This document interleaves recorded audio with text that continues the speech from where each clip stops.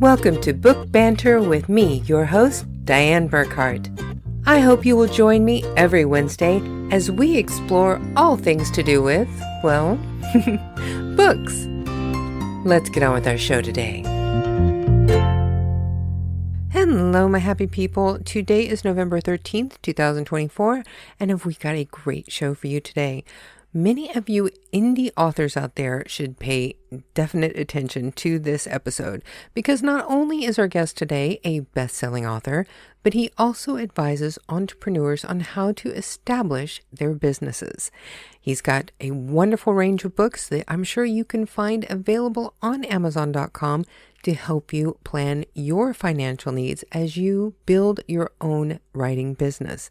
Now, beyond that, he has some incredible financial advice for parents who are educating their own children and for the multi-million-dollar entrepreneurs and so much more. Now, as usual, don't forget to stick around to the very end because we have announcements for things that are coming up for the rest of this season and during our holiday hiatus. But for now, let's not waste any more time. Please welcome Wealth Management Specialist, Chad Willardson. I always just like to start out the shows by having our guests tell everyone who you are and what you do. I'm Chad Willardson, married father of 5, and I like to say I spend most of my time outside of family time with ambitious entrepreneurs and their families and their spouses. So I work with and for ambitious entrepreneurs in a couple different ways. One of them, I coach a private group of ambitious entrepreneurs in my business called Platinum Elevated. And then Pacific Capital is a company I started in 2011 after leaving Wall Street. And that's a multifamily office where we serve the wealth management needs of ambitious entrepreneurs and their families who have at least $10 million of personal liquidity. So those are the two groups I serve. We do some other things in the sports business for youth and things like that, but I'd say those are the two main focuses I have when it comes to business. Well, and I think if we actually just focused on the things that you have already done in your career, we could be here for a while. Because you have got such an impressive list of credentials. The things that you have done is just unbelievable. And the fact that you actually have a family and 5 children, I do not know how you actually manage to balance everything out. I get asked that a lot. And the truth is, I don't think there is such thing as this work-life balance. I think it's a myth. I really think it's more about work-life alignment, where the things that I do for work align with the things I enjoy doing in life. And I really think that sometimes you have a season where it's a lot more work than normal, and sometimes it's less work and it's more play or more family time or whatever it might be. And I have to give lots of credit to my team. I have great people around me. I have incredible support staff and EAs and team members and all the leaders in all the businesses. So I'm doing a lot, but I'm really only doing a few things that I'm good at in a lot of different places, if that makes sense. Well, just your work experience is so impressive because you were the Senior Vice President of Investments at Merrill Lynch Wealth Management from 2003 to 2011. But then since then, you have 4 different things that you are currently doing at the moment. You have the co-founder and board member of Gravy Stack, which I definitely want to get into that.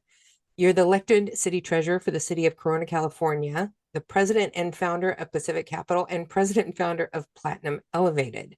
That's amazing. Thank you. Appreciate it.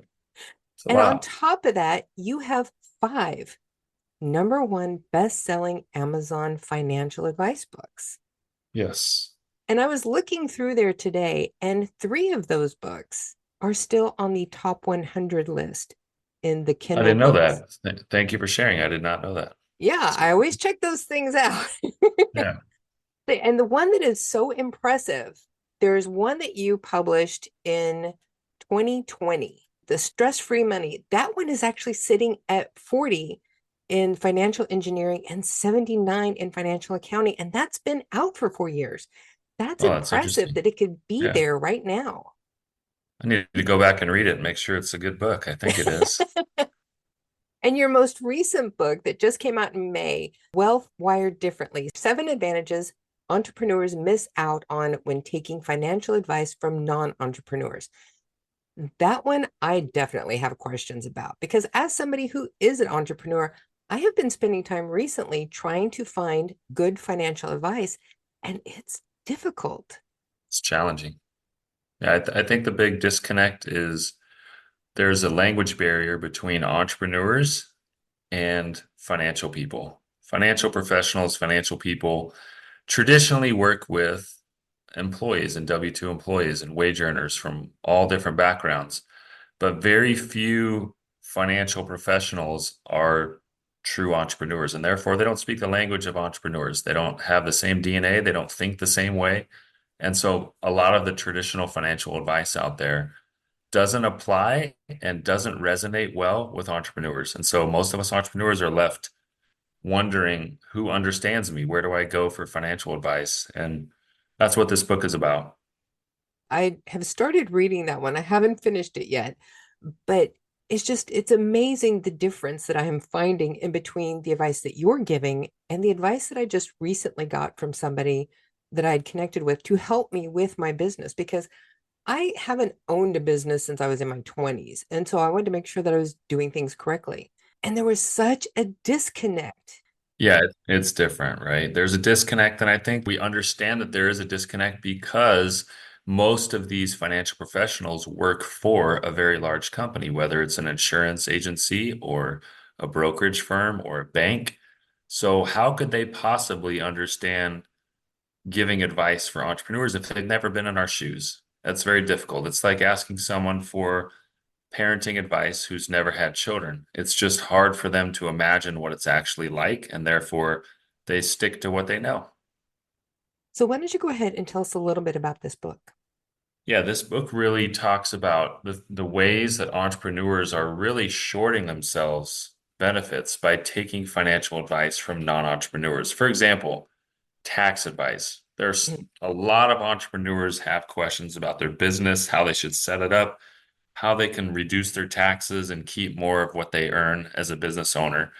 And unfortunately, most of the tax advice that's given from financial professionals is not really strategic and doesn't really apply to entrepreneurs.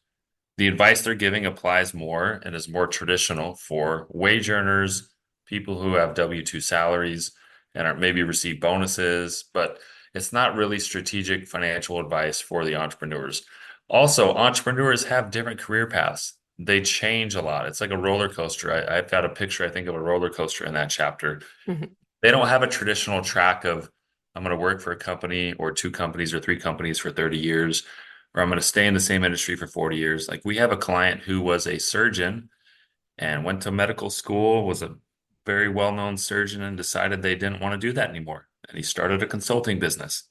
And now they consult on large projects for Fortune 200 companies. And so that's not traditional. And I think the advice he would have received would have been don't throw away that money you spent on your medical career Mhm. and stick to what you know. Don't try anything new. Just you've already making great money, great income, but he wasn't happy. And as an entrepreneur now, he has built a business that is worth well over $100 million. He's doing what he loves. He's creating satellite offices all over the world. And he never would have done this had he been just given that traditional advice of stick to what you know. Don't go back on that medical school time and money that you spent. And that's just what it is being an entrepreneur. Things change quicker. You don't have that traditional career path. One of the things that I really like about the things that you're involved in, you also do a lot of work with youth as Yeah. far as helping to get kids to understand finances and to give them a good basis to plan their futures with. I mean, that's important to me. I've got five children, ages 8 to 19. And ever since they were little, I knew that I wanted to make sure to teach my kids about money and how to approach work and life and career decisions and just to be financially responsible. And so my second book is called Smart Not Spoiled. And that's a guidebook for parents and families to teach their children how to be smart and not spoiled, how to learn about money at an age where most of their peers have no clue what money is. In fact, they just see a box show up on the doorstep on the porch and they don't know how it got there, who paid for it, what happened. And it's all a mystery Hmm. to young people these days because we live in a time of instant gratification where anything can be bought on a card or on an app and it just shows up at our door. You could order food and dinner tonight, show up on the door. You could order a car service to pick you up and the car will show up in front of your house. So it's hard. We can't blame these kids for not knowing much about money because it's a different world today. And no one, they're not learning that in school. So one of my really core missions is to teach families and children how to be responsible, how to have a better mindset towards money, and to how to prepare themselves to be successful young adults. So that's been something that's been a real priority for me. That was one thing that I was actually kind of surprised about. I've talked to some of my friends back in the United States who have teenagers. And when I was in high school, we had a class called Consumer Math, and it taught you how to fill out tax forms, and it taught you how to set up a bank account and how to write a check and how to balance your checkbook and to make a budget. And I was asking my friends, like, hey, do they still have those classes? They all said no. Yeah. Yeah, they don't. And I thought that was one of the most beneficial math classes I had ever taken in high school. And it's sad that they don't have these things available for young people anymore. It's true. I believe that some states, I think the Florida governor and Arizona governor recently passed a law that high school students did have to require some personal finance and some personal financial literacy to graduate high school, which is a great start. I really think that they could start much younger than high school, even much younger than middle school, and just start Hmm. teaching basic financial principles. I don't see why it's not part of the school curriculum in every state. I really think it should be. Definitely. It would be so beneficial because I know a lot of people who, whenever they become adult and they start getting an income, they don't know how to budget. Yeah, it's hard to teach kids how to be financially responsible if you don't know yourself. It's difficult. And I think that might be a good place to talk about your stress-free money book. Yeah.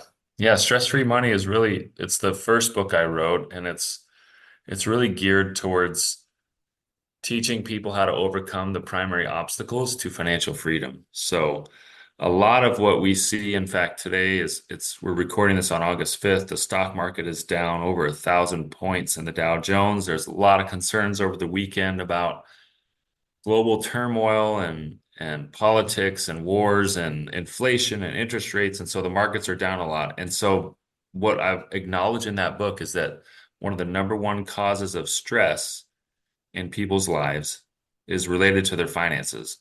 And so this book really gives a clear picture of some of the obstacles to having a stress-free approach towards money and also how to overcome those obstacles.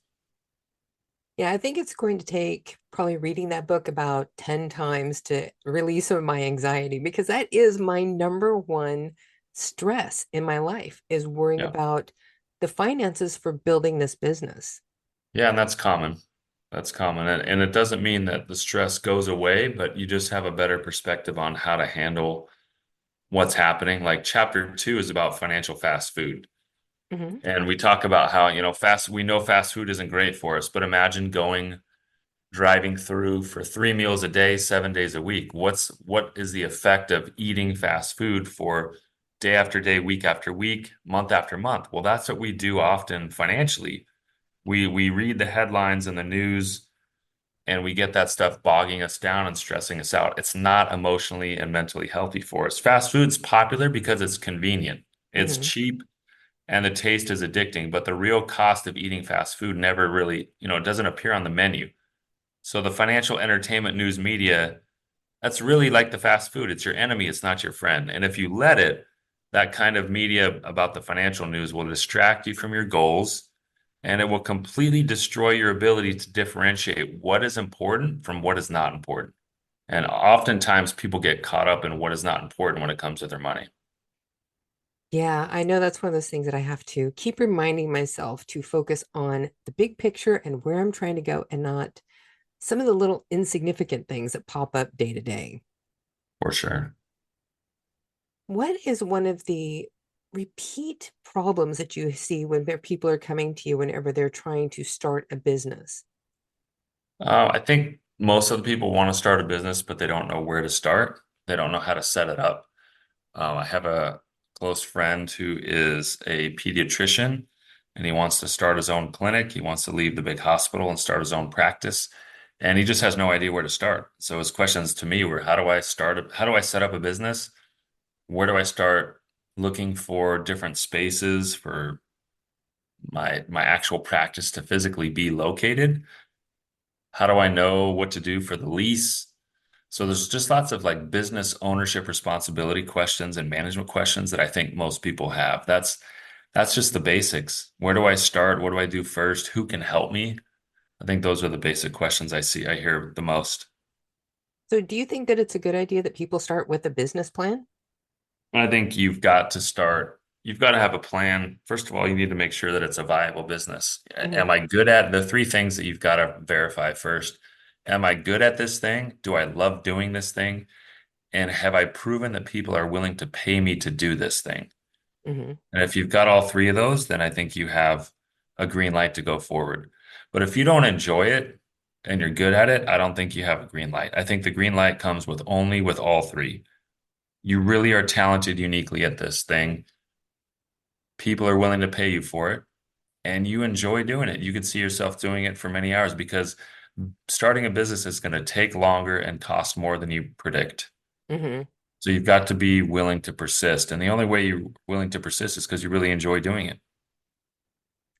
Well, and I think if it's something that you're really good at and you don't enjoy it, eventually it's just going to be a big stressor. Yeah, it's a big burden.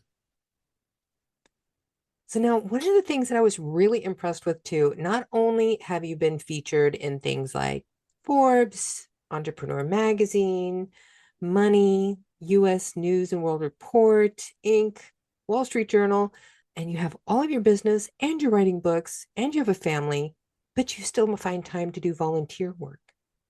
Yeah, I think that's important. I was always taught, raised by my parents, and I had great grandparents as well that were very, very much about service and giving to the community and giving to people in need. And so they always taught me from the scripture verse where much is given, much is required. And so we've been blessed since I was younger, and we've had to work hard. Hmm. I wasn't handed anything once I got married. I got married at age 22 and my wife was 20. And at that point, we were off on our own, financially expected to figure it out. We were in college, young, married, broke college students, living in a one-bedroom basement apartment. I was taking the public bus to work, making $6.25 an hour. My wife had a small used car that she drove to college and work, and we just figured it out. We didn't have much at all to our names, but we knew that giving was important and serving was important, and that's just something about our values and who we are. So whether I'm busy or not, whether I have lots of money or very little money, that's always going to be part of our family's life is serving and giving to others. Well, and I love the fact that you've actually done missionary work in several countries. Yeah, it's been great. My daughter is actually serving a mission right now for our church. She was just in Mexico City. Got to talk to her this morning, which was awesome. But I spent 2 years in the Baltic states, Lithuania, Latvia, Estonia, and Belarus. And those 2 years were very formative. I had to forget myself and did a lot of humanitarian work, did a lot of service, suffered through some very cold winters in the northern Baltic, Eastern Europe states, but Oh, yeah. I loved it. So it's a time that I would say shaped who I am for sure. So now you have all of these great successes. What's something that you still want to do that you have not achieved yet? Is there Hmm. anything? That is a good question. I mean, I have goals. I'm always thinking about growth. And so our Platinum Elevated Coaching Program, this is our first year in business officially. I've been coaching entrepreneurs for 22 plus years, giving advice and coaching entrepreneurs, but we made it a formal business in January of 2024. Our first year program, we have 100 members this year, Oh, wow. and we're going to be launching in September, opening up for re-enrollment and new enrollments for the 2025 year. And I really have big goals for this program. I'm very excited about building a community of ambitious entrepreneurs that serves them, their spouses, their partners, their families, and just really becomes an incredible ecosystem for entrepreneurial growth, a community, a network, and a place where ambitious entrepreneurs come to thrive and accelerate. So building this is one of my main focuses for sure. And as if this list wasn't already good enough, you are also the co-host of the Smart Money Parenting Show, which happens to be the #2 podcast on Apple Worldwide for parenting kids and family. How did you get into that? That came from the Smart Not Spoiled book, and someone made a connection with me and another person who was serving schools all over the United States, and he wanted to start a podcast. And so we said, hey, let's do something that just helps families with children learn about being smart with money. And so it's been a real hit, Smart Money Parenting Show. We've got a lot of different episodes out there. I honestly haven't recorded in a few months. We've been very busy, but I think we have at least 100 episodes out already with some great topics, bite size, probably under 20 minutes per episode, and just lots of content for families to consume. And I am really curious. You hold 13 trademarks and you have 20 patents pending in finance. What kind of things in finance require a patent? Yeah, good question. So we've got, I think, 15 patents issued and at least 5 to 10 patents pending. So that's for a company that formerly called Gravy Stack, but now it's Dinner Table. So dinnertable.com. We've done a lot of work in the fintech space, and we've patented some things in our app that help families and children learn about money, play games, and do challenges to earn money within the home. And so that's where those most of those patents lie. Trademarks are for some of the processes we use here at Pacific Capital to serve our family office clients and their families. We've patented a bunch of processes where we dig deep into their financial life and find ways to really increase their cash flow or decrease their taxes or do different things to help them achieve their goals. I'm really curious about this gravy stack because I like your little tag, game, learn, earn. It's a gamified banking platform for kids and teens. How does that work? Well, it's interesting because it's evolved over time. It's a few years old now since we started the company. But essentially, we've got a community of parents who are looking to elevate how they teach their kids about money. One of the ways is through our community groups where they get lots of trainings and they get a lot of support from our coaches as well as other parents going through what they're going through, as well as the app. So the app has games and challenges and things that kids can do to learn about how to earn money, how to save money, how to invest money. And we found that it's just to partner technology along with the community support for these families has really been a real significant mover of the needle for these families to change the way they approach money. It sounds like it's such a great idea because it makes finances fun. That's right. Yeah, kids don't learn from homework.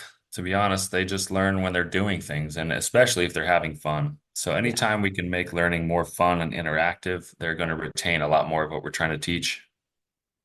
So now this is a good point to do our 5 quick questions that never turn out to be quick, but we still keep doing it anyway because it's a great way for people to connect with you. Are you ready? I'm ready. Question 1. What is your favorite family vacation destination? Oof, that is a tough question. We travel a lot. Yeah, I've been looking at your Instagram pictures. You have some Yeah, great vacation photos. thank you. Shoot. Well, we had a great trip to Japan. I mean, our traditional trips to Hawaii have always been wonderful. Our kids love to surf and we love the beach. We love islands. So I would have to say tropical islands, especially Hawaii, Kauai, or the North Shore of Oahu. But we did just have a great trip to Japan for spring break, and then we took the kids to Spain this summer. So both of those places were awesome. We love Japan. Very, very clean, very Mm. interesting culture, polite, great food, really cool historical sites. So we had a great time in Japan. And you can literally buy just about anything out of a vending machine there. That's right. It's very true. And they do have the best video arcades. I love that. The original game station. Yeah. Yeah. Question 2. What is your favorite family holiday tradition?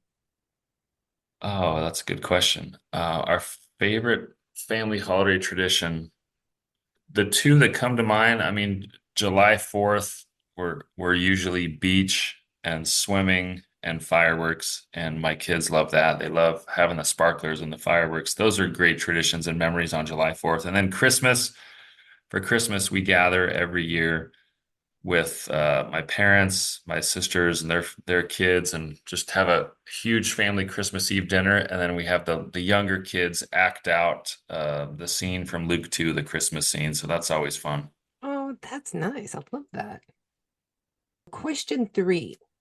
What is your favorite thing about volunteer work? I think the best thing about volunteer work is seeing the impact in people's lives. It's one thing to donate money to different causes, and we do that, but I really enjoy being able to see the people that we're serving. Yeah, That was part of that missionary work for 2 years, and the work that we still do as family. Being able to be with the people that we're helping, I think that's my favorite part. very nice. Question 4. What is one thing that you know now that you wish you would have learned a lot sooner? Oh, I wish I would have learned more about entrepreneurship. I didn't know much about it as a kid. I was not a, I was not like a entrepreneurial kid. I didn't have any businesses. I didn't sell anything back then. Mhm. And I didn't really become an entrepreneur until I decided to leave Merrill Lynch in 2011. And it's been my focus ever since is really supporting entrepreneurs and starting and funding and investing in new businesses myself. So it would have been cool to know more about it as a kid for sure. So, question 5. With all of these things that you are obviously so very good at, can you please tell us one thing that you are bad at?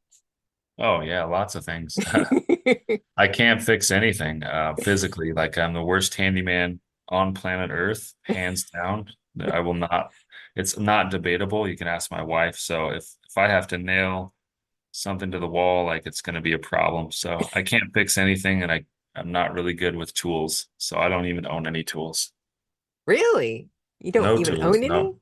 My Wow. wife, my wife, no, is very good with handyman work, and she likes it. So she likes to build stuff. So if there's a shelf to put together or something, like I have no chance. She's gonna tell me to get out of the room. So So let's go ahead and remind everybody who you are and where they can find your books.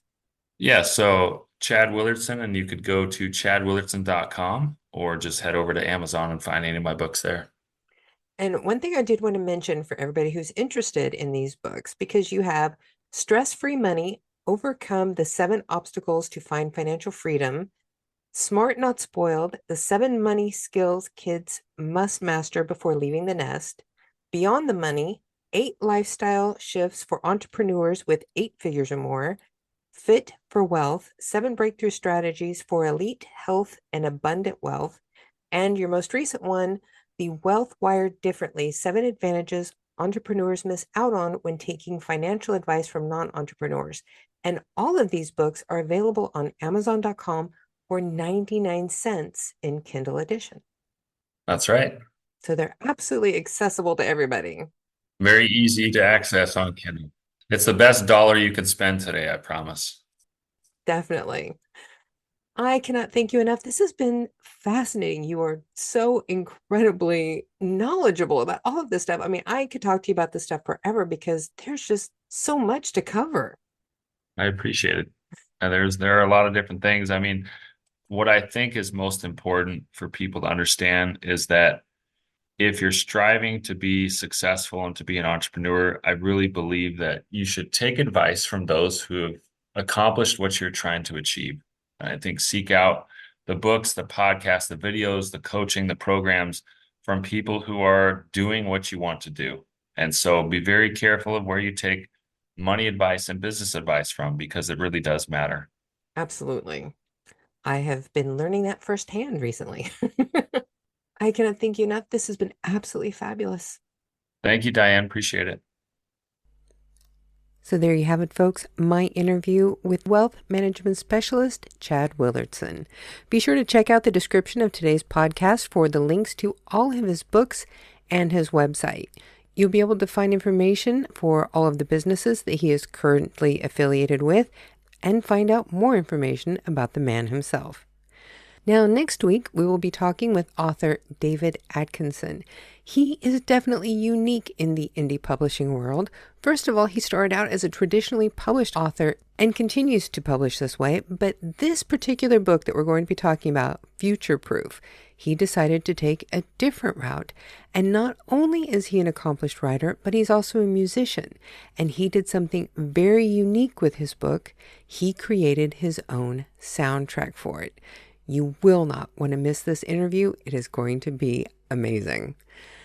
Now, I also want to let you know that we have already set up our schedule of interviews for our holiday hiatus. So if you go to burkhartbooks.com/podcast, you can find a listing for all of the interviews we recorded live at the Frankfurt Book Mesa.